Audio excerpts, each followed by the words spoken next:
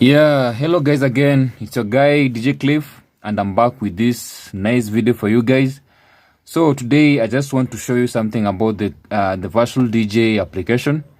And it's very wise for me to share with you guys. And I know most of you are asking or are wishing to know how I set my virtual DJ, and I do kinda of the best custom mappings. So if you've not known how you can install, first of all, your virtual DJ, this one, the one I'm using, the newest version, I'm using the 2020 version, and like you can see here, it's gray. I can also show you how to install the licensed version of the virtual DJ. So let me just go straight to the point of today. The custom mapping. So now I set these keys here in the virtual DJ. So you go to this section here. You can see this button somewhere here. You go right here. Then we go to controllers, and we see our custom mappings here. So it's usually on the factory default. Like in the factory default, if you press maybe key number 1, or let me just put it here, you press 1, we see it is loop 1. When we press 2, it's loop 2.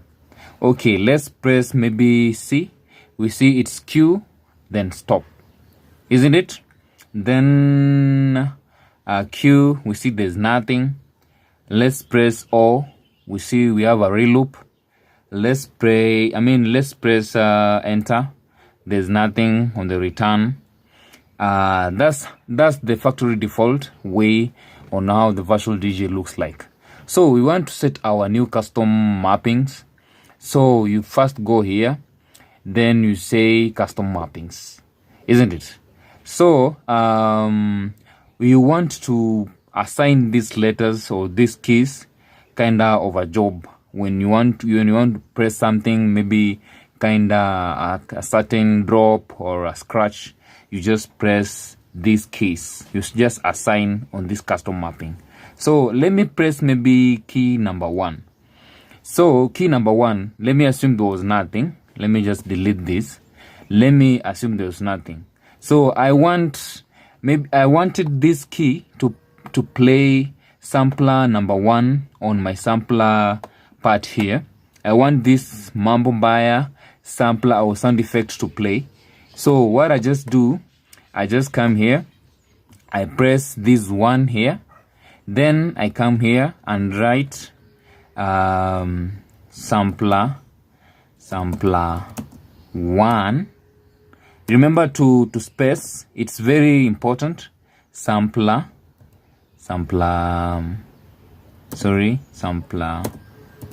space 1 space, then you write play.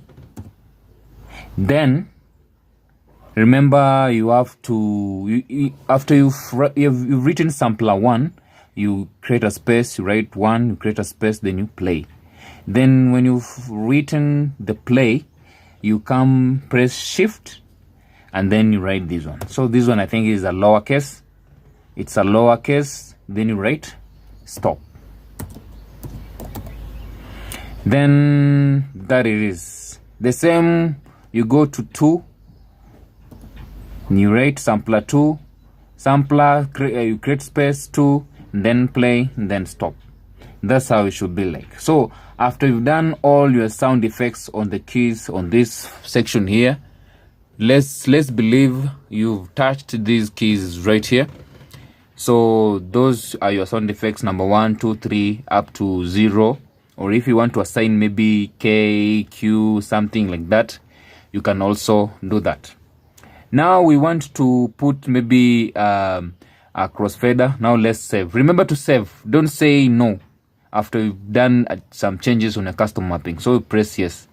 Now we want to do kind of settings of the this crossfader. We want to assign letters, the letters, and I want to show which kind of keys I'm using. So Later you come here, you press Q. So let's assume it was nothing, so you want to use Q, so you just write crossfader, then space, then you write 0, then shift, then 0%. So crossfader will always be at this side, this at 0% towards the left. This side is 0%, this side is 0%, and this side is 100%, while in the middle is 50%. So first of all, before you set your crossfader, you have to know these values. So let's go back again and see. So this crossfader at 0%, and I use letter Q, letter S, and letter C. So S is crossfader at 50%, C is crossfader at 100%, and then no, C is not crossfader at 100%. I use letter Q for crossfader at 0%, letter E for crossfader at 100%, letter S for crossfader at 50%, letter A crossfader. Now this one now adds plus 10 towards the right, while C, sorry, I'm a bit confusing here. So this is what I'm saying. Q is crossfader at it's 0%, while E is crossfader at 100%. S is crossfader at 50%, while C is crossfader plus 10%, while A is crossfader minus 10. So this is how you can always put your crossfaders. Like you can see, Q is crossfader at 100% somewhere here, while S crossfader is at 50%, while E crossfader is at 100%. Then S 50, remember that, Q at 0%. And I've shown you how to write crossfader, and you put space 0%, all that. Then this crossfader minus 10%. What this means, it means, let's assume this crossfader was at this point here. Now you want to do kinda a very smooth transition. You'll always press letter A slowly up to 0%. And then this side of C is crossfader plus 10%. Let me show you how you can write this crossfader. Maybe let's assume you had nothing there and you want to assign letter A kinda function there. So you write crossfader. Sorry, let me put in a small note in caps lock. Crossfader, then minus, you don't tap anything, just write 10, then shift, shift, then %. So this crossfader at 10%, and S crossfader 50%. I'm not gonna show you everything. You know how to write this crossfader 50%. So you've seen that's crossfader at 50%, and then maybe E is crossfader at 100%. You know how to do that, so that's okay. So I've shown you how you can set your keys, these keys, and this usually you always use when you do your scratches. This one you'll always use when you use your scratching. And then I'm sure you've already known how you can set all that, how the keys are used. And then I usually use this button here. You see this button here?